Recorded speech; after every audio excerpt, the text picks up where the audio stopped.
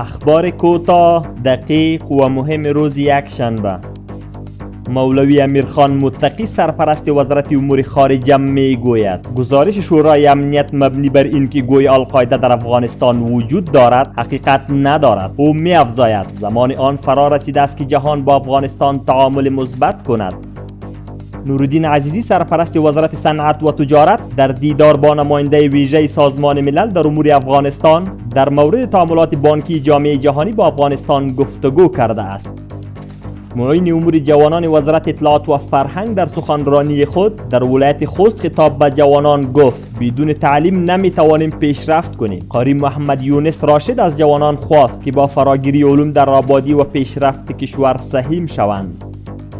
وزارت انرژی و آب در همکاری با انجینران حوزه فرعی دریایی طالقان سروی تکنیکی پروژه چکدم در قسمت بالایی پروژه نمک‌آب ولایت تخار را انجام داد. این پروژه از بهر کاهش خطرات سیلاب‌ها، حفظ و مراقبت از پروژه نمک‌آب روی دست گرفته شده است.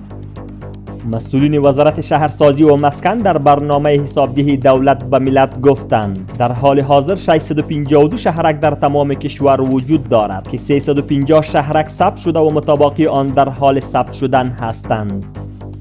مسئولین وزارت انکشاف و دهات در برنامه حسابدهی دولت به ملت گفتند در یک سال گذشته 393 پروژه آبرسانی تکمیل و به بهره برداری سپرده شده است. باشندگان کابل از نیروهای امنیتی به خاطر تامین امنیت سرتاسری در ایام محرم قدردانی کرده اند.